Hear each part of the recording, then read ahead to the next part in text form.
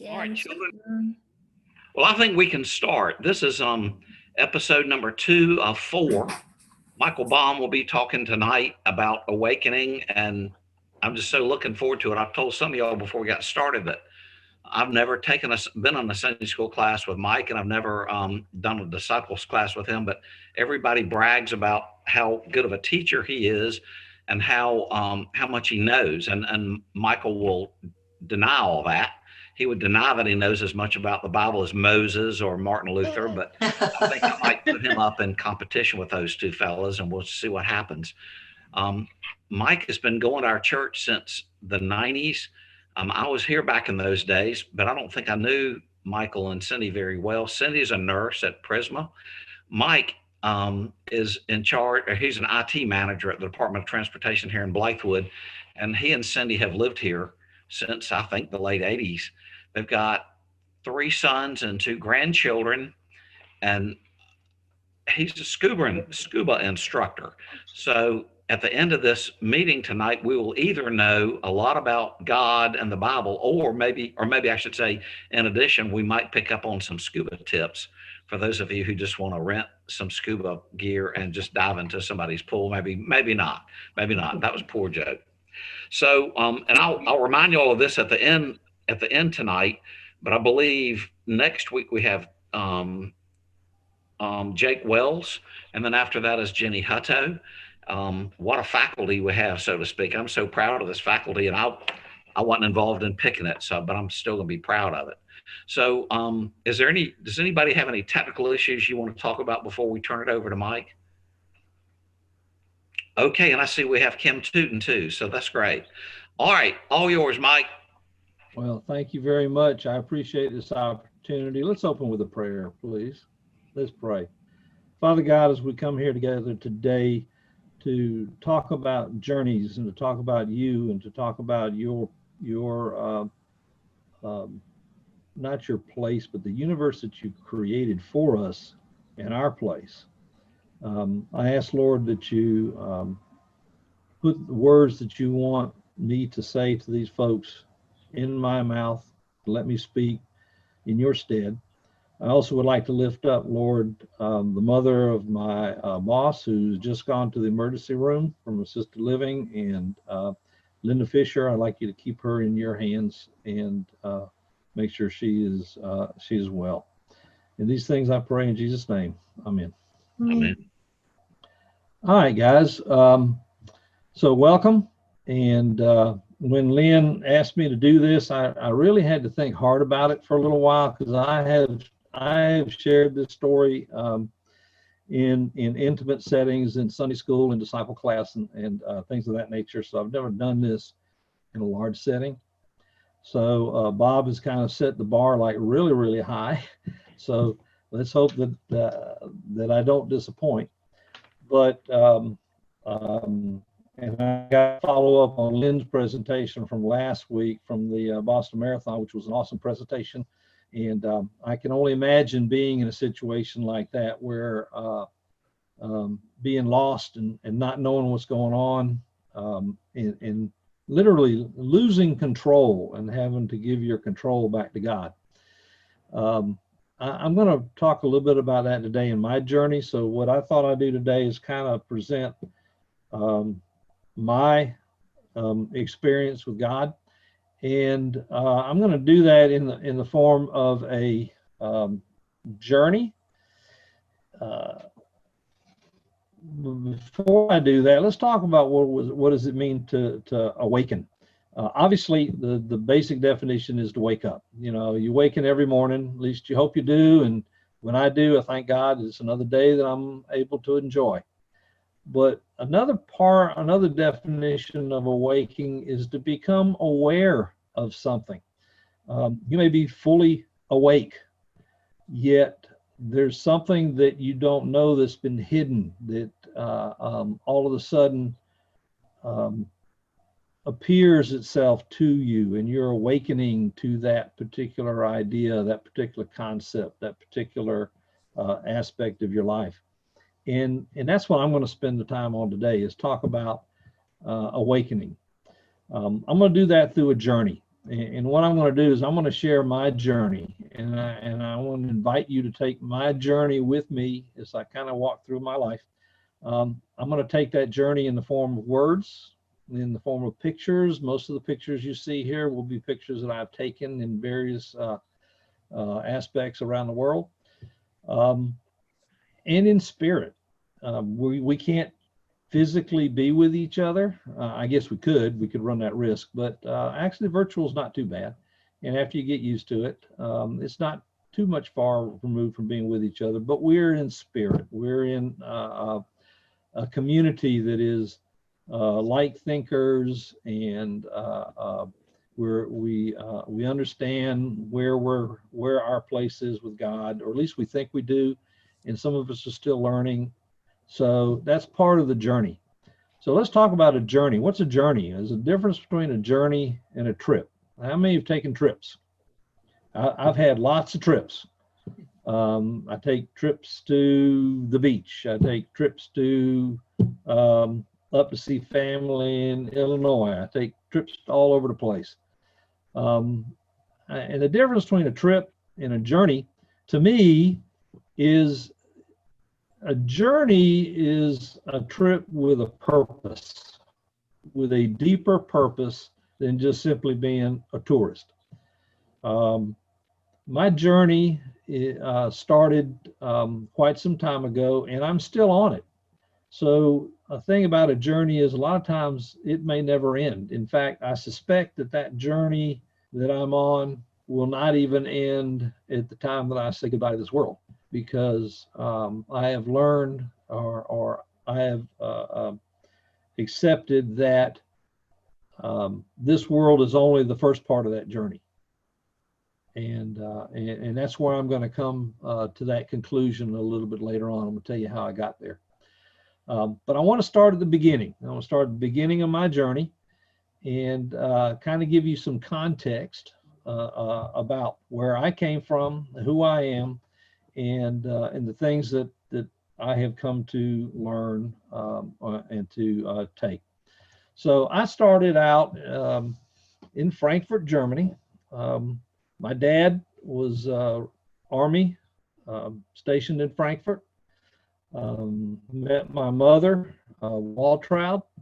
She was German, and the military romance came about. And in 1958, I popped up, and I don't know if I was planned. I don't know what, but I ended up here on the earth.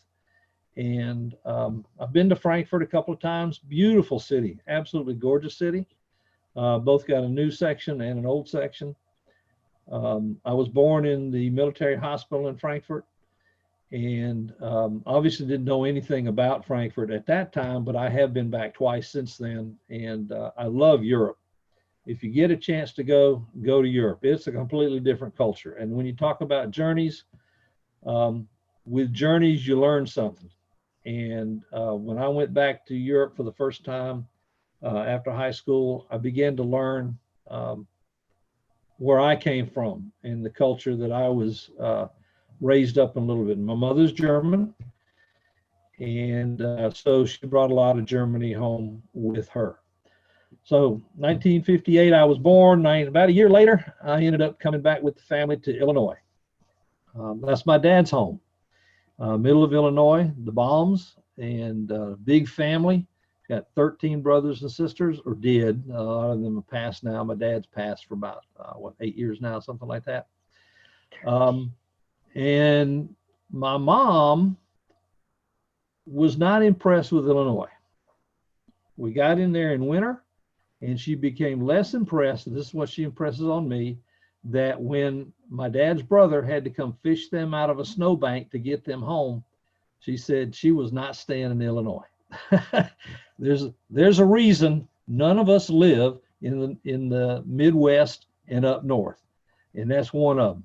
It's cold, it's snowy, and it can be unpleasant for a part of the year.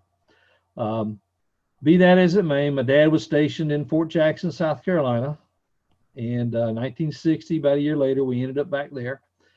And during that time, I gained a sister and a brother. So Christine came first, and Christopher came second. And so we were a family of 5. Um, and then shortly thereafter, my dad ended up getting stationed in Topeka, Kansas. At this point in time, I had already started first grade, and I'll talk about that in a minute. So about a week into first grade, I got uprooted, and we ended up going to Topeka. But my mom didn't come with me or with us, and I had no idea what was going on. And I think my dad sat us down one time to kind of explain that he and mom were not getting along well, and it took me quite a few years to finally figure out what was going on. But they got divorced, and I spent my first year in Topeka, Kansas. Again, that's another reminder why none of us live in the Midwest and none of us live up in the North. Okay, the thing that I remember most about Topeka, Kansas, are snowdrifts bigger than me, and having to walk through that back and forth to school. Let me tell you what, I don't miss Topeka, Kansas whatsoever. So about 65, we ended up back in Columbia. Moved in with my mom in the Shandon area, which is over around 5 Points, so on and so forth, and have been there pretty much ever since. So I kind of consider myself a South Carolina, maybe not a native, but pretty much an adopted son.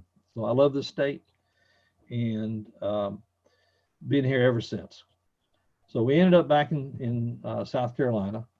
In the Shannon area, I went to Rosewood Elementary School. That is pretty much the depiction of Rosewood Elementary School back then. Ended up going to Hand Middle School, so all this is in the same area. And in 1976, graduated from Dreer High School. And by the way, this is the old Dreer. If you ever been by the new Dreer, it don't look nothing like the old Dreer. I kind of miss the old Dreer, the old brick building, no air conditioning, big old auditorium, and it was an experience. So anyway, I ended up graduating University of South Carolina. So I didn't go very far. South Carolina with a couple of degrees. And those degrees, I put them up there. They're important because they are science and engineering type degrees. See, I was raised very logically, if you will. Science was my religion. Did I go to church? We'll talk about that a little bit. Yes, I did go to church a little bit, but science was the basis of my life.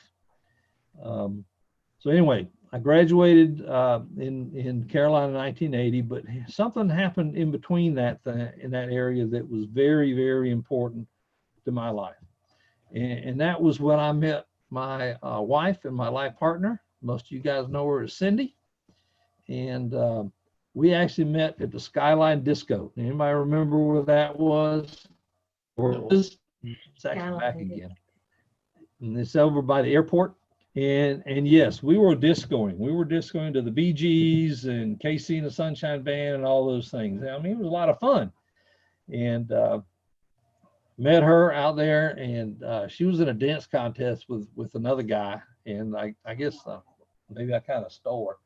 But dated for about 2 years. I kind of knew she was going to be the one because her mom actually fell in love with me before she did. Okay. So anyway, a couple years later, we got married.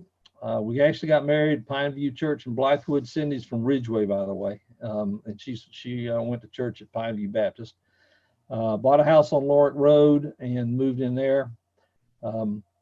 Meanwhile, also, I was working at a data center called Digitron Incorporated, one of the first computer data centers on Millwood Avenue, right down from Dreer.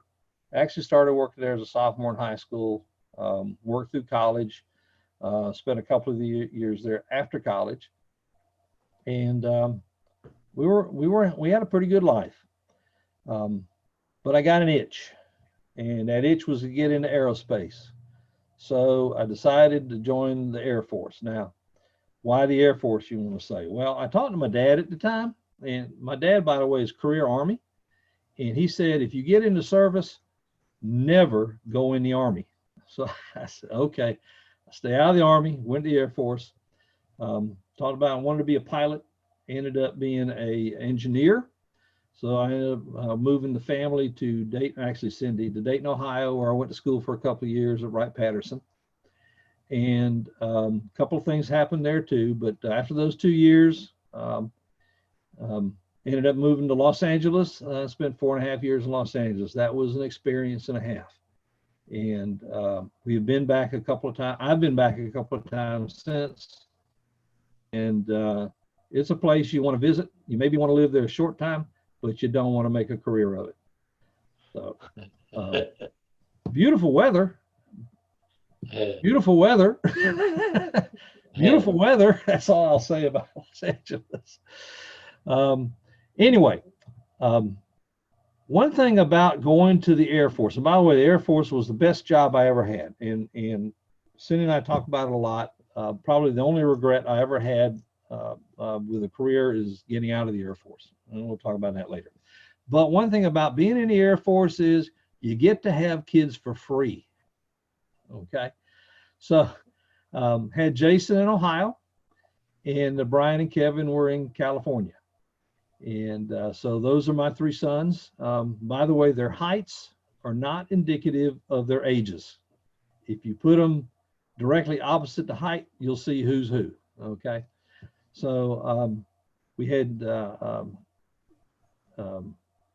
all three kids in the Air Force, and had a great time in the Air Force. It was a wonderful job. I got a chance to go travel. Spent time in San Francisco, spent time in Colorado Springs, spent time in Alabama, Florida. It was great. And Cindy managed to go with me on a couple of those trips. But most of the time she ended up at home with the kids. That's the way of an Air Force wife, I guess. So anyway, that lasted for about 4.5 years.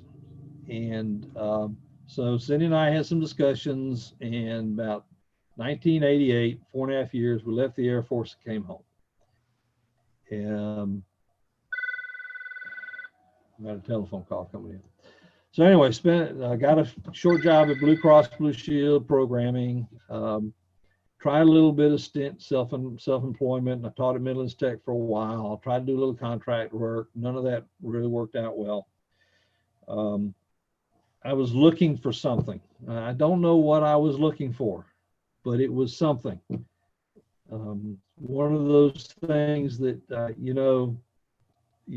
this time, I'm 30 something years old. I'm thinking, what's going to be my legacy? And I'm thinking legacy and what I'm going to do for the rest of my life? Where am I going to make a statement? I started with a startup in 1990 called Jaguar. And no, it's not the cars. This guy just liked the Jaguar symbol on the top of a car, so he named his company, and worked there for a while. And what they did was they wrote computer programs for construction agencies. And so I worked with them for a while.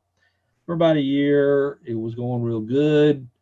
And then the principals in the company started embezzling from, I didn't know about it at the time, embezzling from the company. So we ended up going for 6 months with me not bringing in any pay, trying to raise 3 kids. And it was starting to be a very down time in our lives.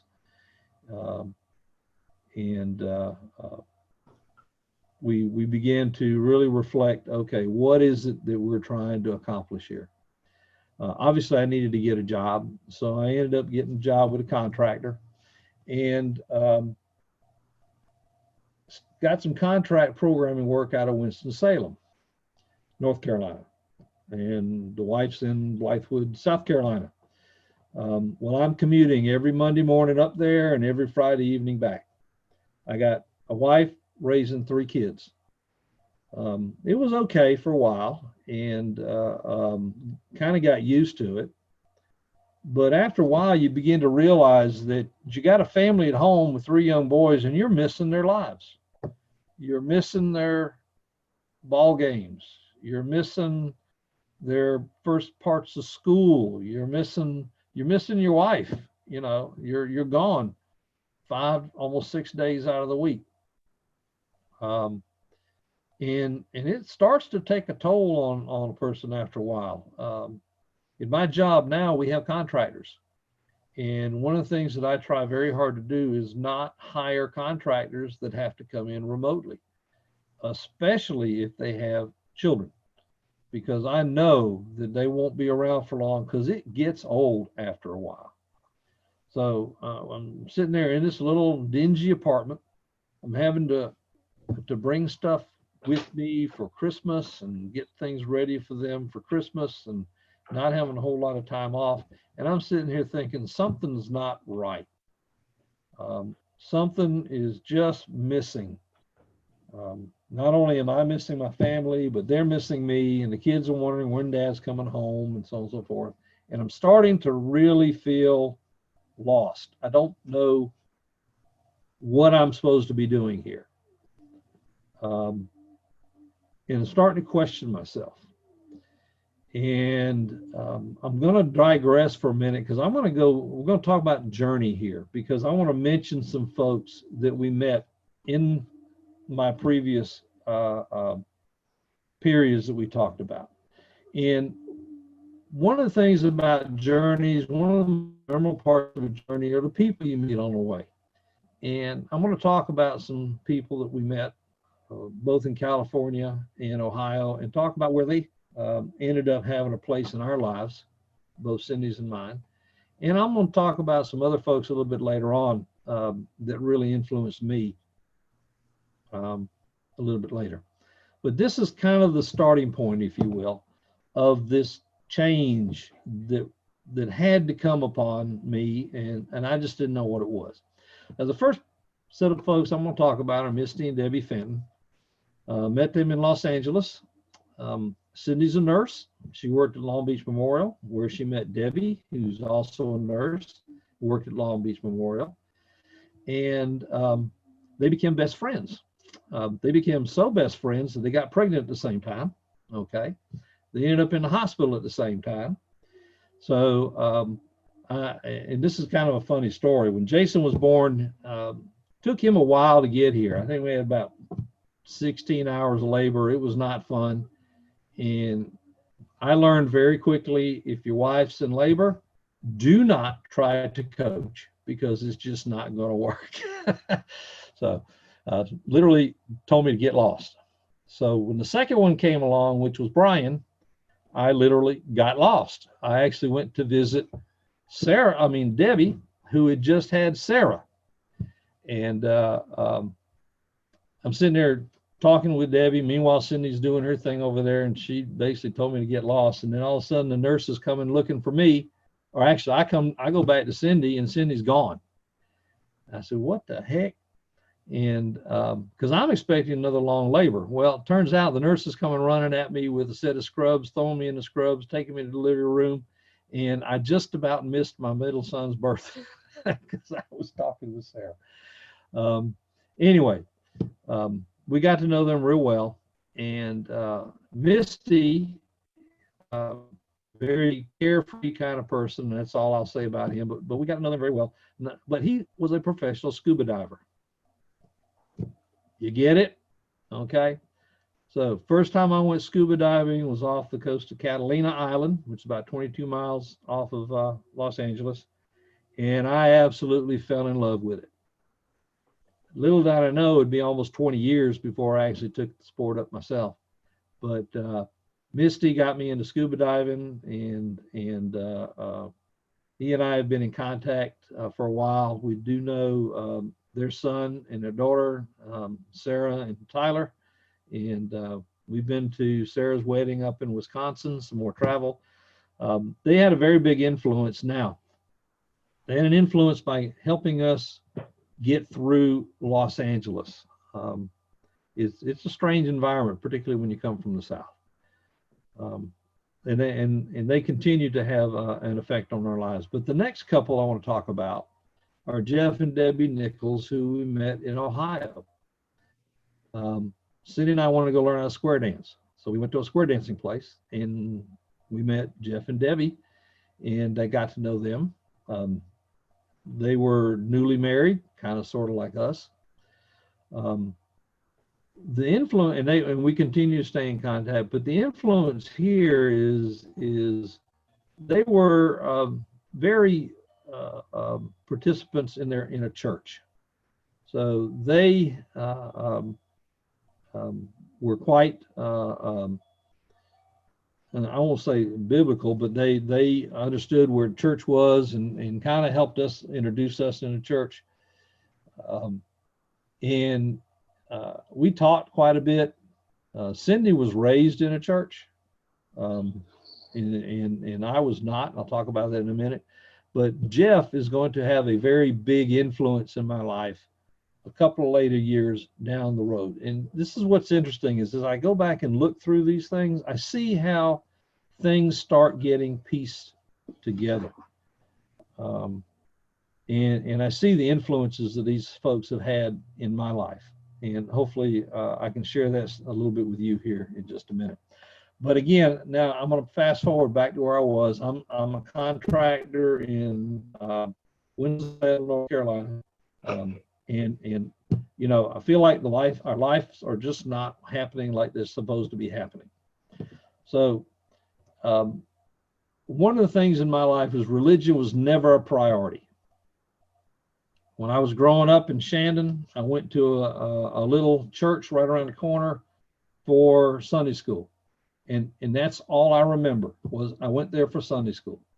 I don't remember people. I don't remember lessons. I don't remember anything associated with that church other than where it was. And I went there from Sunday school. We never did talk about God, Christ, religion in my family. And so it was never a priority for me. When we would go to Lutheran church, Christmas and Easter, you know, Christmas and Easter Christians type thing. And that's the exposure that I had. We never talked about it. So it was never a priority.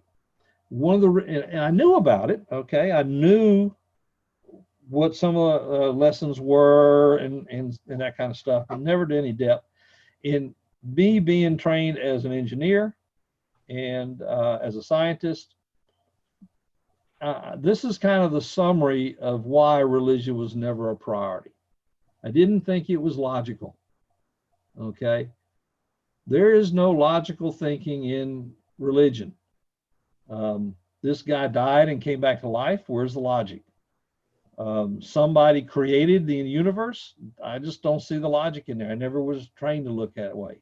So I'm looking at life and the universe as a logical progression of events. Religion is superfluous. I don't need religion to live my life. If you subscribe to religion, you subscribe to a loss of self-determination. In other words, I'm no longer in command of myself. I'm no longer in command of my destiny. Okay. It's restrictive, all the do's and the don'ts. Don't do this, don't do this, don't do this, don't do this. I got a mind. I'm an adult. I should be able to think for myself and do what I need to do and so on and so forth. And it tended to be irrelevant. There was nothing in it that meant anything to me. So that was my view of religion. Now let's come forward to me being in this position as a contractor. I'm sitting here thinking, what is my life supposed to be? And I started thinking about life. And I'm sitting here thinking, what is life? And you know what I realize now? Life is not logical. Okay? What in life is logical these days? It never is logical. There is so much in life that is superfluous. We spend time on things that don't mean much, that are extra stuff. Loss of self-determination. Shoot, did I ever have any self-determination in life? No. I'm not in command of myself. I'm not in command of my destiny. I'm following a path. Is life free? No, it's restrictive. I got to follow laws. I got to follow commands. I got to follow the norms, the culture. And there's so much in life that is such irrelevant. We pay attention to things that don't mean anything. So I'm sitting here on one hand thinking religion is all of this, and then my life is the opposite. And then I'm thinking, life's the same way. You know, um, what what's supposed to happen here? I'm going to go back to Jeff. Jeff gave me a set of books, and I love adventure. I love fantasy. I love science fiction. He gave me a set of fantasy, science fiction. I'm not science fiction, but adventure books. But they were Christian-based adventure books, and I started reading them. And I don't know what hit me, but during the reading of those books, and they are Christian books talking about Christian activities, talking about how God interacts with people, how God can influence things or how he can help things along. And I'm thinking, maybe there is something to this. So I'm thinking to myself, it's time to wake up. It's time to realize there's something more than what I'm trying to do here on my own. So I got, on one hand, this religious dogma that says all of this stuff is irrelevant. On the other hand, I got life showing me that life is irrelevant. Where's the meaning of it? And I was reading these books, and this was not the Bible, guys. These were Christian fiction books.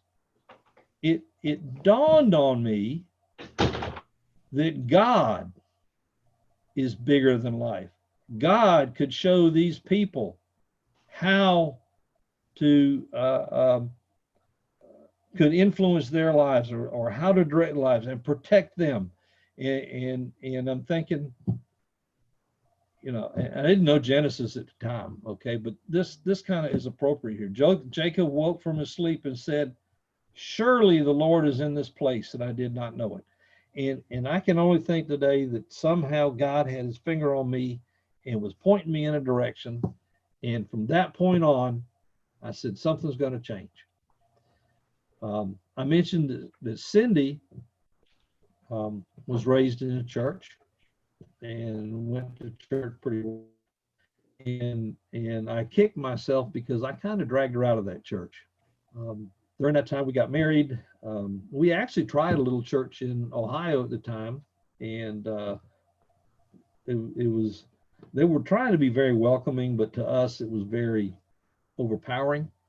And we shied away from that, and we just didn't want to have anything to do with any kind of church. But when I started going through this life period, and it's kind of funny that it's a set of fictional books that kind of opened my eyes. But I believe God used those books to open my eyes. So from that, and you're going to see a series of pictures here, but I'm going to sit here and talk. Came back home, ended up finding a job at PMSC over here. It's kind of funny. They gave me, when I first started looking for a job, they gave me a rejection letter, and then I ended up with the job at PMSC. Wow, what do you expect? So got a job at PMSC, managed to get home, wanted to learn more about this awakening. What is it that I'm awakening to? So we started looking for a church family, and we visited a couple of churches, and we went to Trinity, and both of us felt very comfortable at Trinity, very welcome. It was not overpowering, and I was particularly impressed with Bob Howell, who was the Reverend at the time, and had some conversations with Bob. Took me aside. We kind of talked frankly about where I was, what I was trying to do, what I was trying to accomplish. He helped me realize that it's not and all of a sudden changing your way of thought, that it is a journey. And that journey, to me, that spiritual journey began in that low period of our life.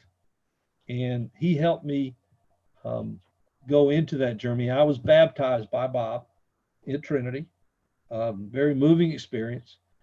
And we spent several conversations talking about where do I go from here and all that kind of stuff. And I said, let me look at this Bible thing. So I started looking at the Bible. I started reading the Bible. Let me tell you what, if you think you're going to read it like a novel, you might as well just put it down, throw it away, because you never get through it. Okay. I started with Genesis. Okay, not bad. Exodus, not bad. And then I got to the next one. I said, what the heck am I reading this for? Rules, regulations for building temples and giving sacrifices. What has this got to do with anything?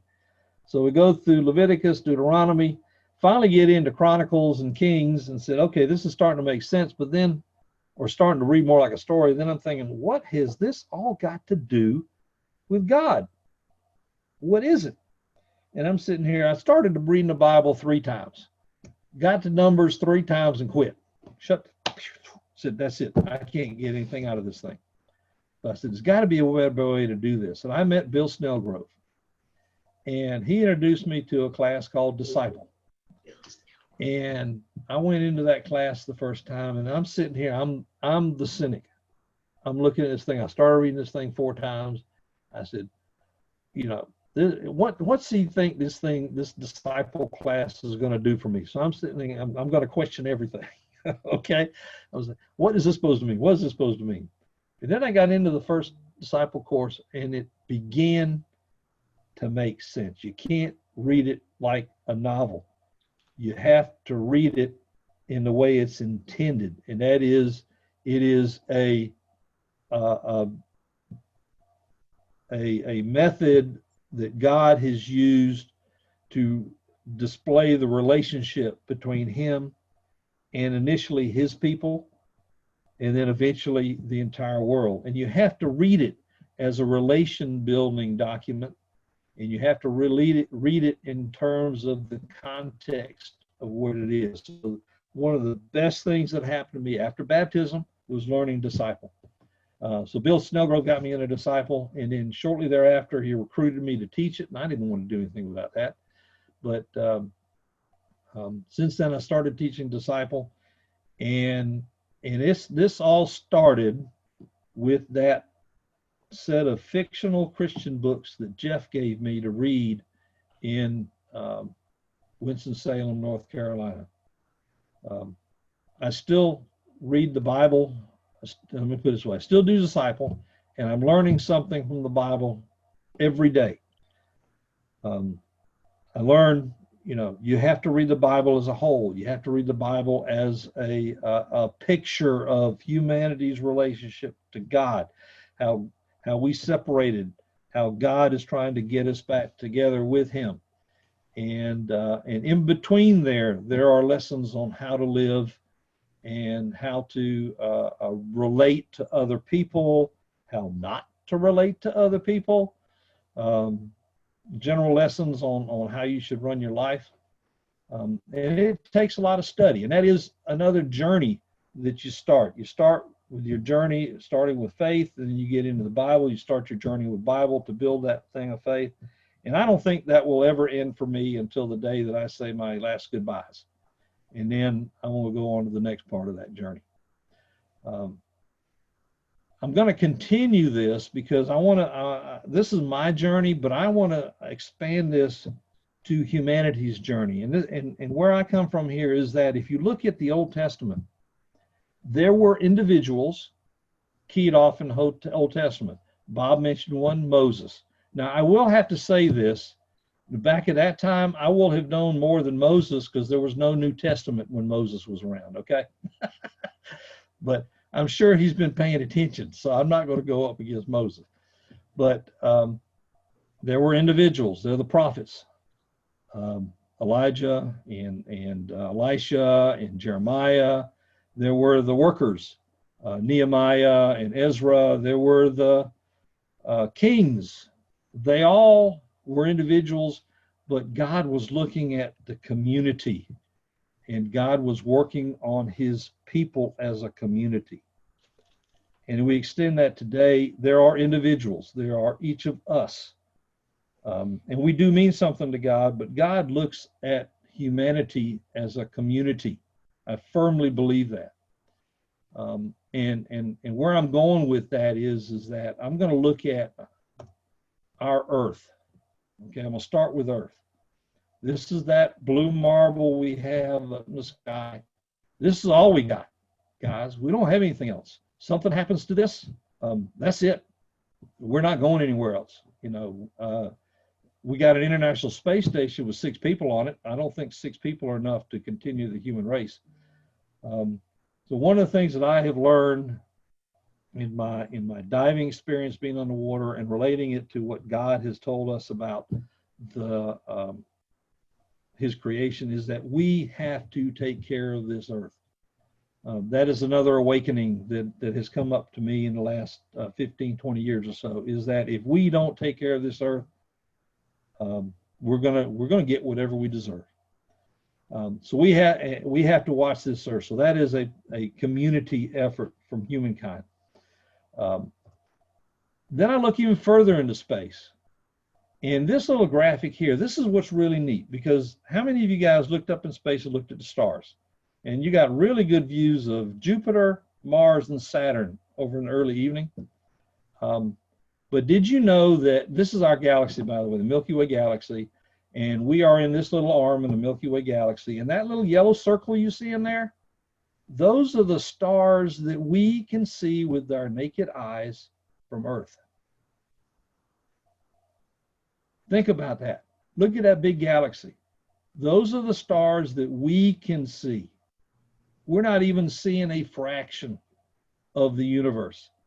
Because let's go one more, okay? Go to Earth, our solar system. We can see the planets, beautiful views of planets, our galaxy. And now we start getting into the universe. There are billions of galaxies, each with billions of stars.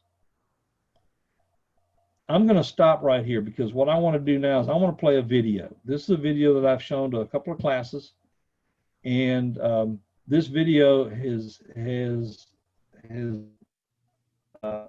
left its mark on me related to this universe that we know. So if you give me just a second, let me get the video up.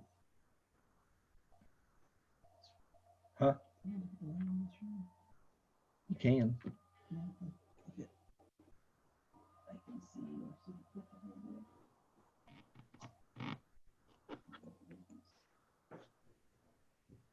Okay.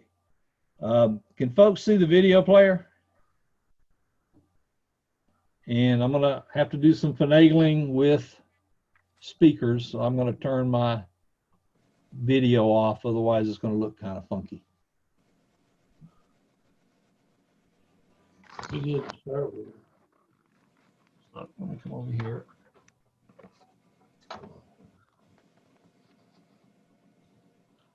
All right, so let me get this going here. Would you guys welcome my friend Louis Giglio?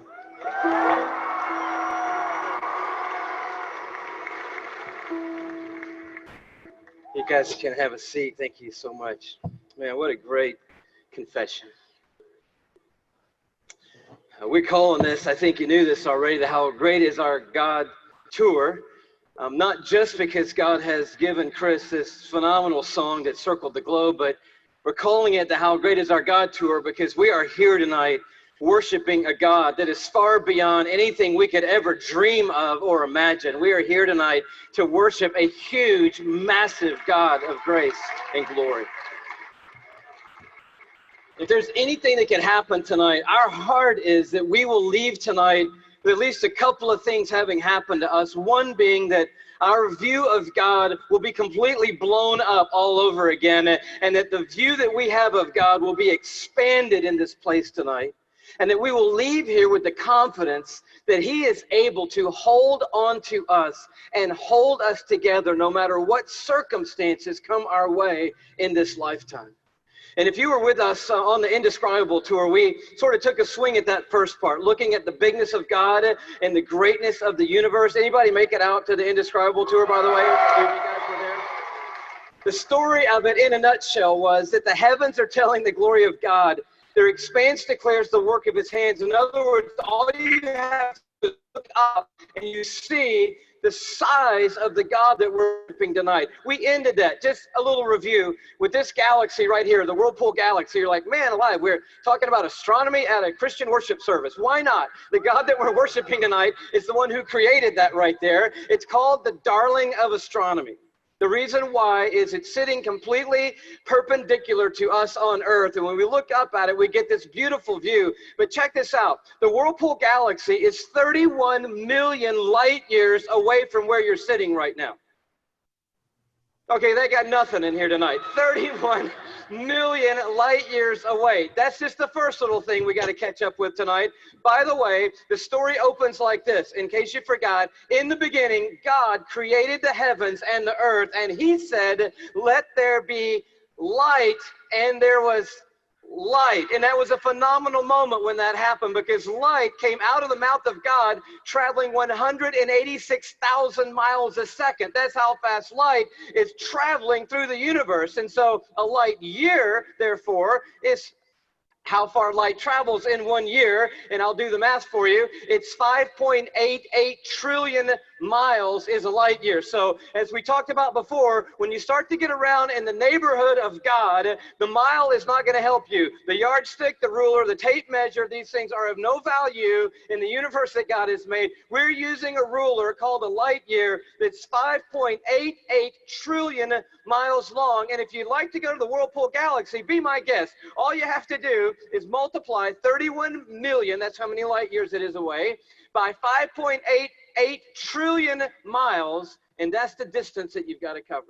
Anybody with me so far? I'm wondering, are there any science lovers here tonight? Because we're going to have a little scientific content tonight. I need to know if anybody's going to be with me so far. So you do the math, or you could look at it a different way. You just have to travel 186,000 miles a second for 31 million years, and voila, you will arrive at the Whirlpool Galaxy. Second thing that's pretty stunning, given that our God made that, is it contains 300 billion stars in that one galaxy, 300 billion stars. And it is one of hundreds of billions of other galaxies in the universe that God has made. And it just reminds us all over again tonight. And this God that we're singing to tonight, he's enormous. He's bigger than anything we've ever dreamed of. He's bigger than our wildest imagination of him. But we ended by looking inside that thing, and this is pretty stunning. Those of you who've seen it remember, but the Hubble Space Telescope is circling the Earth at 360 miles above the Earth, and it takes amazing images of these galaxies and other phenomena of the cosmos, and it looked into that white core of the Whirlpool Galaxy, and lo and behold, there is a black hole in there.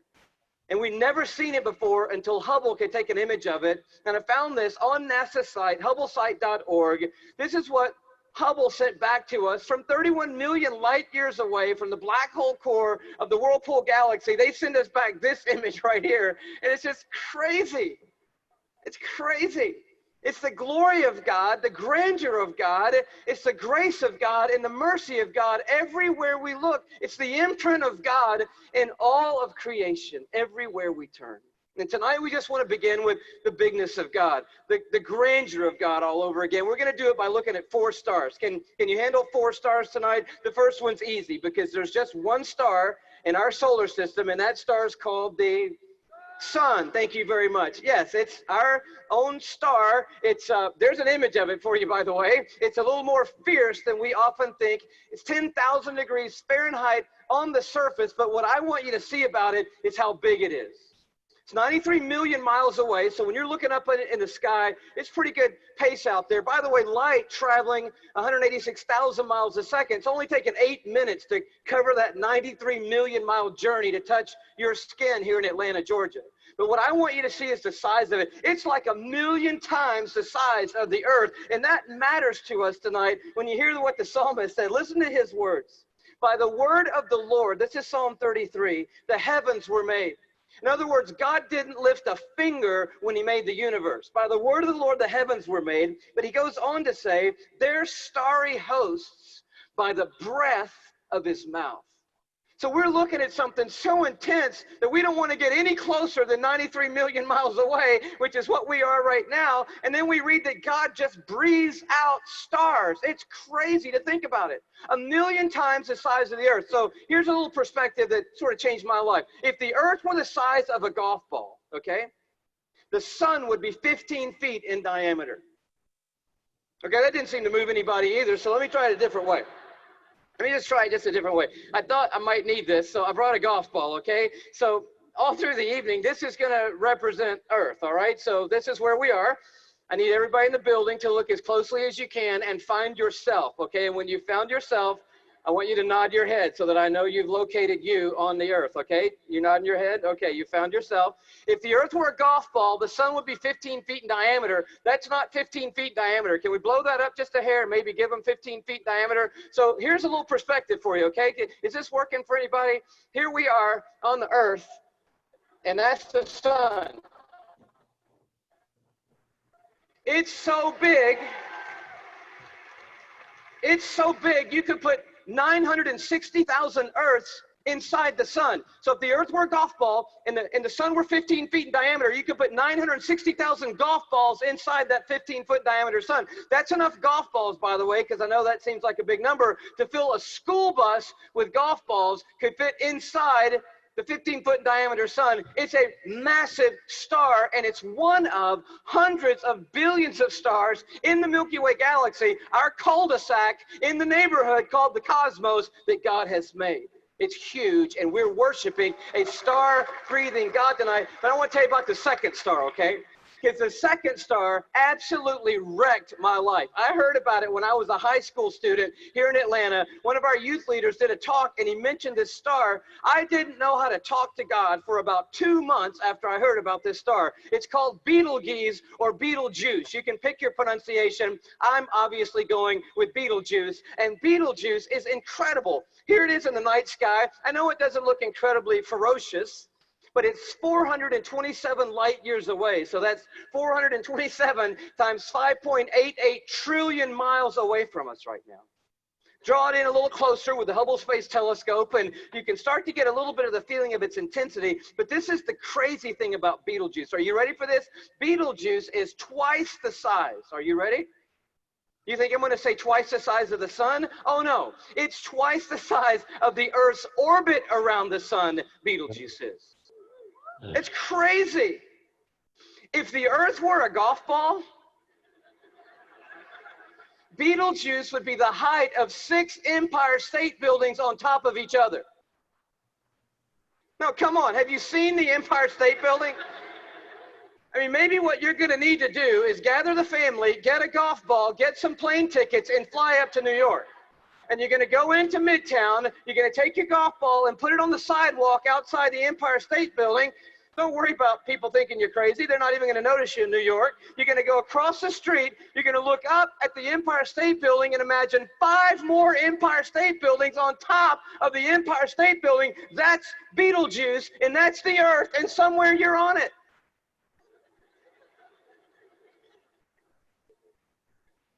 You could fit 262 trillion Earths inside Betelgeuse. So if the Earth were a golf ball, that would be enough golf balls to fill up the Superdome with golf balls. 3,000 times.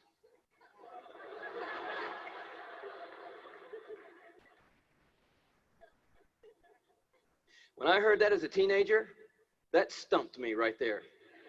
Because most of my praying had been advising God, correcting God, suggesting things to God, drawing diagrams for God, reviewing things with God, counseling God. The third star, can you go a little bit bigger with me? The third star is called Musipi.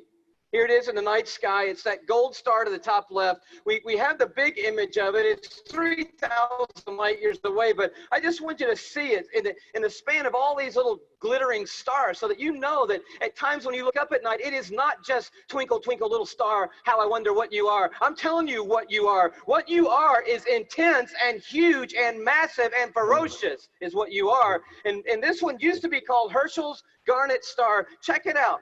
If the earth were a golf ball, Musifi would be the width of 2 Golden Gate bridges end to end. Apparently, you're going to need to go from New York to the West Coast.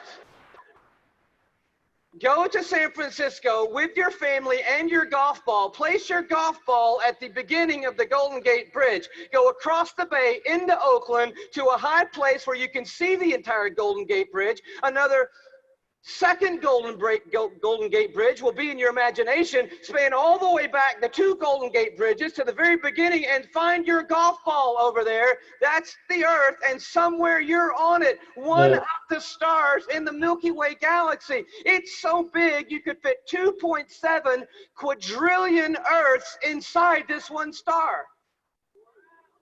Thank you so much. Where have you been all night? Now, quadrillion we have not talked about, and I need to explain this just briefly because I don't know about you, but I do not understand the national debt or any numbers bigger than about $875.28. I get that number. Go bigger than that, I don't know. But you need to understand a quadrillion, okay? Because this star is crazy big. A quadrillion, let's do it this way. Everybody knows a million, right? How many know what a million is? You can kind of get your head around a million. Everybody? All right. You know that a billion's 1,000 million, and a trillion is 1,000 billion, and a quadrillion is 1,000 trillion, right? Everybody knew that? Here's the perspective. This changed my life, right? A million seconds ago, 12 days ago. Isn't that cool? See, that saves you doing that on your little calculator at home, which I dare you to try to do when you get home tonight. But a billion seconds ago, you're thinking, oh my goodness, if it's 12 days ago, I'm going all the way back to like September with you, Louis. This must be crazy, right? How about May 1975 is a billion seconds ago? You're like, whoa, that's a little bit bigger than a million. Oh yeah. A trillion seconds ago, you're like, I'm on the 1800s. No. Christopher Columbus? No. 29,700 BC is a trillion seconds ago. A quadrillion seconds ago, 30,800,000 years ago is a quadrillion seconds ago. We're talking about a really large number, and Musifi is so big, you could put 2.7 quadrillion Earths inside this one star. But it is not even the biggest star we have found. I love science, and science has just brought us the largest star they've found. It's called, are you ready for this? Canis Majoris. Now, I'm no linguist, but that's a cool name for the biggest star we've found so far. I think that means the big dog star, and that's exactly what it is. I bring it to you as a little bitty purple, glow just to the right of center there. But Canis Majoris, oh wow. If the Earth were a golf ball, Canis Majoris would be the height of Mount Everest.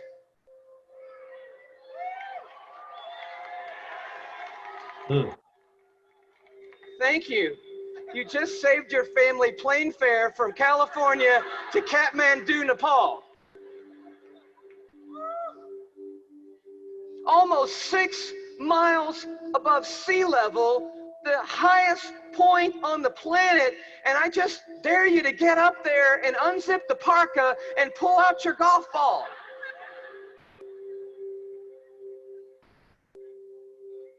You could fit 7 quadrillion Earths inside Canis Majoris.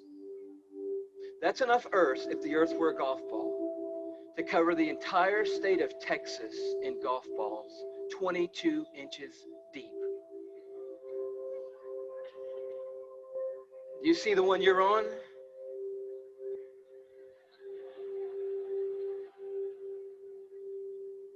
Maybe this will help a little bit more. This absolutely blew my mind. Just a little journey through our solar system. Everyone knows our planets and sort of how we fit in to the story here. You see really quickly that we're not even the biggest deal in our own solar system, but as Earth comes by, you have to know tonight that we are living on a privileged planet. Anyone would tell you we're living at one of the most special places, if not the most special place in all of creation. But Neptune comes by and Saturn and then Jupiter, and you're like, okay, we're not all that big, even in our own little cul-de-sac.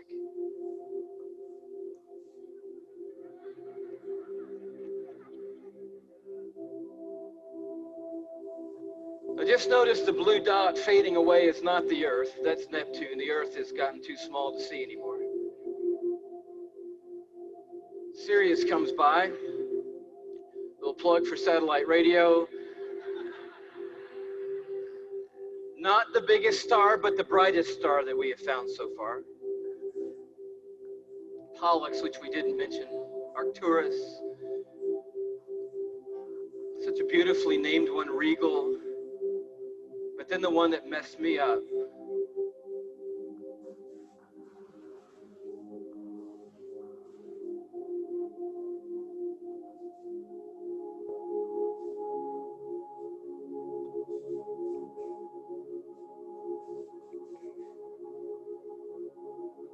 Our third star, Musifi. Musifi's cousin, W. Cephei.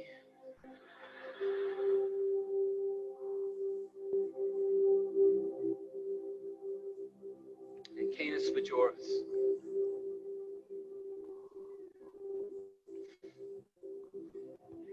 And do you know that you couldn't come up here right now with a Sharpie and make a mark on the screen that would approximate the size of our sun? You couldn't even do it. I mean, when you look at these in their relative size, we just have to put a little arrow over there that says, if you could put the sun on here, which you can't, it would go somewhere about here. And can you hang on that for me? And when you see this, I don't know what happens to you, but I'll tell you what happens to me. A shrinking feeling comes over me, and it's not a bad shrinking feeling. It's a good shrinking feeling. Because sin, it has a way of shrinking God down in our minds and puffing us up in our own estimation.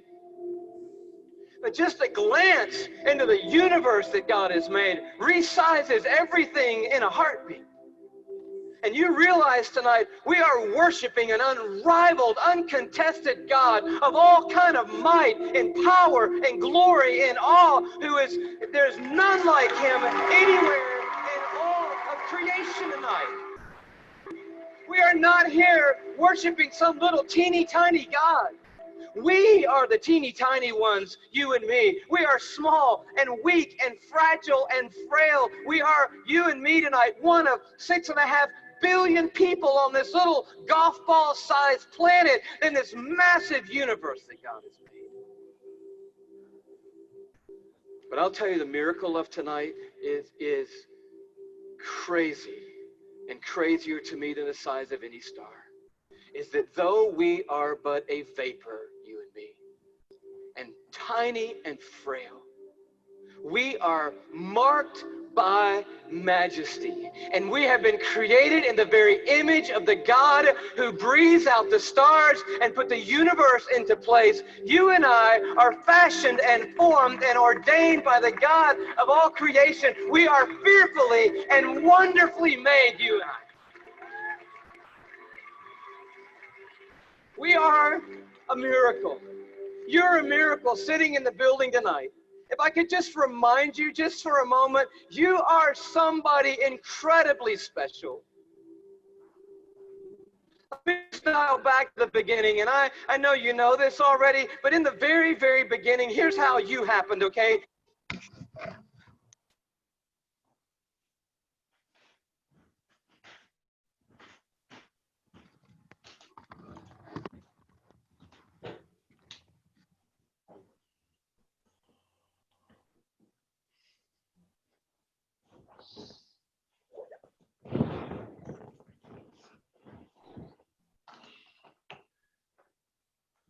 Okay, I'm back. Hopefully you guys can hear me again. I hope that inspired you, because when I first saw that, that actually put stuff in perspective. And and here's the thing that I mentioned, I was trained as a scientist, as an engineer.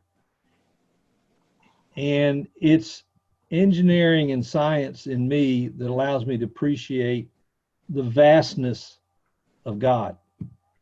But it also allows me to appreciate the intimacy of God. So when I look back at my family, And I realized that there's nothing more important than that family. And this God that created this universe, that it took me 30 something years to figure that out, was the one who also put his finger on this family. And hopefully on the entire world and the entire universe. So he can be that big and he can be that intimate to us. So I hope you enjoyed that journey with me. One thing about journeys, I mentioned earlier, they don't end. It will continue. It will continue and even past, life on this earth and in this world. So I ask you, where's your journey going? And what is made up of your journey? What is the things that make you, that really strike you? So I hope this was informative. I hope you enjoyed it. And I'm willing to take any questions. I don't know if I can answer any questions, but that's kind of just where I come from, and give you some idea of my growth, and maybe help you appreciate other folks that maybe have those kind of growth challenges, if you will. So with that, I'm going to turn it back over to Bob. Great day, Mike. Holy cow, that is eye-opening. And so we've now had 2 journeys in 8 days now. Lynn, it's a little bit different from your journey, wouldn't you say? And I think we're going to hear 2 different journeys in the next couple of weeks. But I know there are questions. There got to be questions. So I want to open the floor, like Michael was saying. Let's please ask him your questions. Or what an opportunity this is for us to get some real insight that perhaps we just don't have. I'm gonna call on somebody if nobody asks him a question. I just have a comment, Mike. That was awesome. I mean, what a powerful story. Incredibly meaningful. Yeah. Thank and you. the pictures were gorgeous. Another one of my hobbies is taking pictures. Not as much as Cindy, though. She's got a whole phone full of them.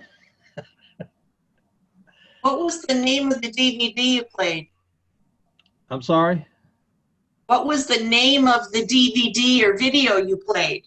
How Awesome Is Your God? And I believe that there's a copy of that in the library. I think I put a copy of that. I don't even remember where I got it from. Somebody handed it to me. And I made a copy of it and put it in the church library. It actually goes on further. The first part talks about the huge magnificence of God. And then it gets very intimate and talks about how we see God in the miracle of our individual being. And I'll leave that as a homework for you guys to pull up, because there's some very interesting insights that he makes. Mike, what was the name of the Christian author who wrote the adventure book or books that you read? Trust me, I've been trying to think of that for quite a while. I'm going to go back on the internet and see if I can find it. It was something like, the title was something like Darkness into Night, or Night of Darkness, or something like that. But there was a couple of them, and I wanted to say Leahy, but I don't think that was him. So I have to go back and find out what they are.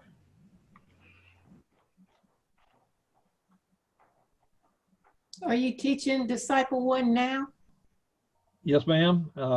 Got Tom and Sue McLean, Dowell and Gwen Knight, and Jenny's in that class, Jenny Hutto. But we normally meet on Tuesday night. So today they've graciously allowed me to do this tonight, and we're going to meet tomorrow night. Mike, you said that Disciple was, I mean, I'm just amazed because based on your presentation, it sounds like you kind of, you know, around 1990 is when your journey kind of started with the Lord in earnest. And Yep. I mean, I'm just amazed at your knowledge of the Bible, because this is the 4th class I've been in with you. And I mean, I mean, is it from disciple? Is it from your individual studying? What is it from? Well, most of it introduced through disciple. One thing about disciple, and this is sort of a plug for it, if you haven't taken it, it not only gives you or gives you food for your faith journey, but it teaches you how to read the Bible. It teaches you how to get the meaning out of the Bible, how to read the context of the Bible, and it's not a history. It's not designed to be a history, but I am very interested in history. So now what I do is I take references out of the Bible and I go back to the historical documents. Ancient history is fascinating to me. Going back to Greece and Rome and the Mesopotamians and the Babylonians and relating the Bible to the history and putting that in context with the biblical teachings. But here's the thing, guys. They're all people. They're not that much different from us. They all want to have relationships. They all want to be able to survive. The mechanism of survival a little different. They didn't have computers and phones and cars and all that kind of stuff, but they have the same mindsets. We haven't changed much. And in order to understand what the Bible's telling us, we got to put ourselves back in their shoes, but we can still think like them. That's the beauty about being human, is we can think like folks, 2,000 to 4,000 years ago. But as far as learning, Cindy tells me that I'm a sponge. I absorb things, and I could get in some stories about college, but I won't do that. But it's just, I'm fascinated by history, and I really think that if we don't remember our history, we're due to repeat it. I know it's cliche, but I believe it's very much true.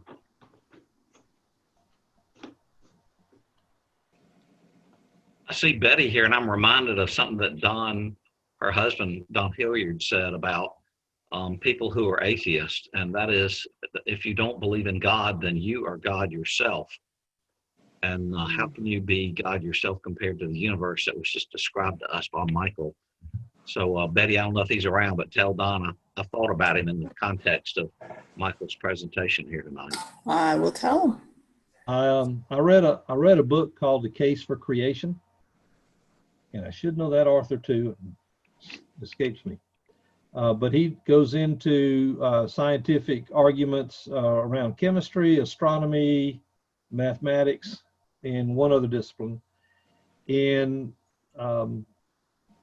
describes some of the interesting coincidences that have to occur in order for us to be where we are, and for life to be where it is, and for this planet to be flourishing.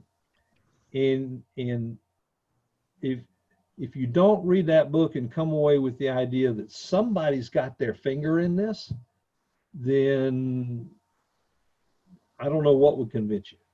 I'm not going to say everything was factually 100% correct, and some of those things have changed since then. But you read that book and then you look at the universe and you think, this is not an accident, guys. This was designed. We don't know the design, and if we think we know the design, how arrogant can we be? And I don't think I was ever considered an atheist. I consider myself agnostic. Now, what is an agnostic? Somebody who doesn't know what he is, basically. But when you start looking at the universe, and then you look at the earth, and you look at the pieces and parts that make the earth and how it works and how it all fits together, and you begin to think, this can't be an accident. It just can't.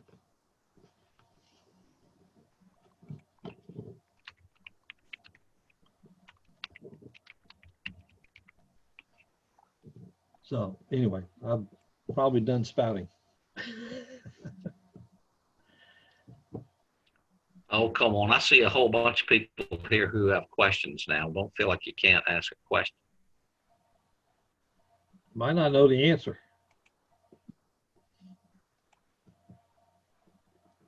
Many of you know I'm a major fan of Bob Howells. I don't think you knew that, Mike, but I'm so glad to hear that he had a big influence on you. He certainly did on me.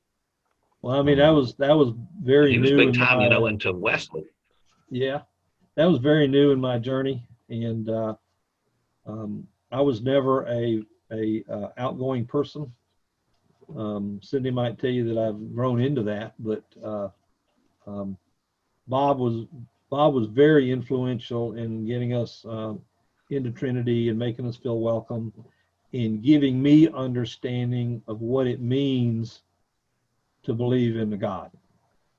And so he's one of those key guys in my journey that will always be in my mind. And I'll third that as well. He was very influential in getting our boys into church and getting us going back to church after a while. Very good man. And Bill Snellgrove, I miss him to death. He got me started in Disciple, and I don't know if Dolores is on or not, but Bill was very patient with me when it came to Bible study, and his approach is one that I try to adopt when I do the Disciple. And he was another one that was very influential in my faith journey.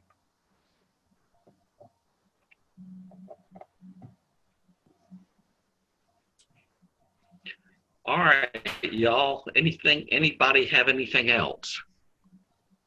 I do remember, Mike, the very last sentence, I think, in Disciple 1, or at least the last lesson. The guy says something that Pamela and I will always remember. He said, the heart of the matter is a matter of the heart. And that kind of sums up the whole Bible for him. I don't know if you remember that, Mike, from that Disciple 1, but holy cow, what a statement that is. I'm sure it's at the end of the book. It is something else. Next week, I believe we have Jake Wells, who's going to talk about his journey with cancer.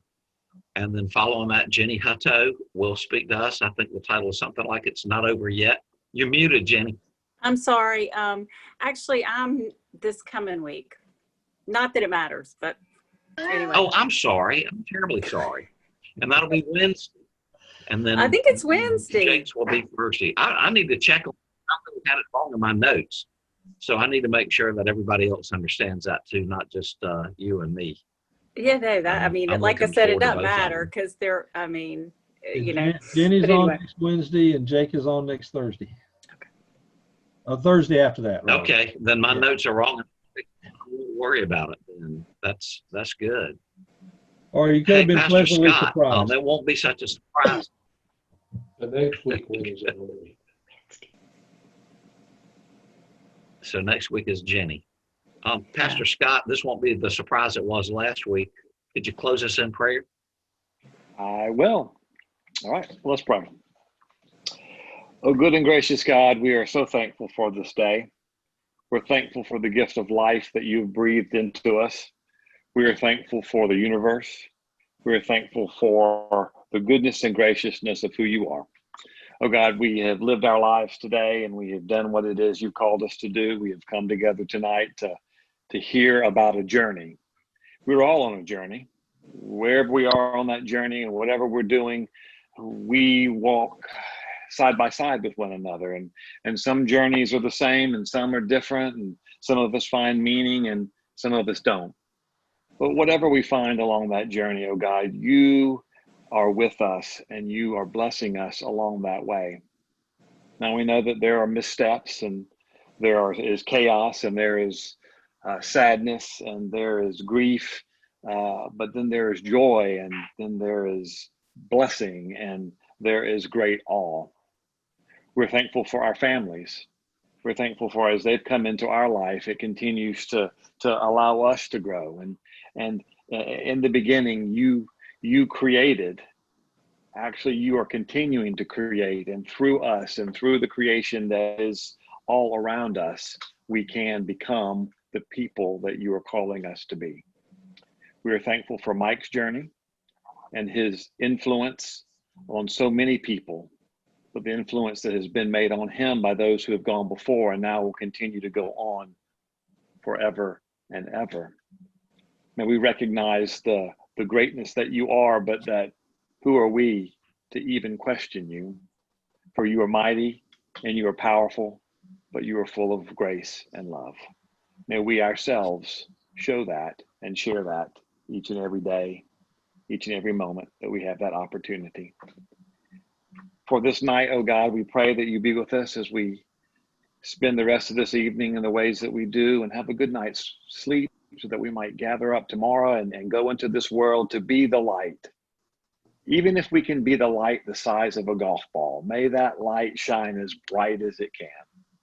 And that as it shines, we don't have to do anything but continue on this journey to living the ways that we've been called to live, to study, to listen. And in those unusual places, we will find you. If we see and we think something might not be good or well, we might need to pause and remember that you can speak to us in any place and at any time. Oh God, we're thankful for the day. We're thankful for this time that we gather together. We pray for Jenny, who will speak with us next week.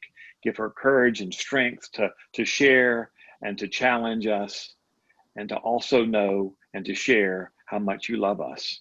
Oh God, for the night, we give you thanks. Be with us now and bring us back together so that we might see each other again. We ask these things in Jesus' name. Amen. Amen. Yeah.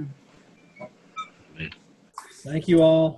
Good night, all. Thank you, Mike. Thank Thank you. you all.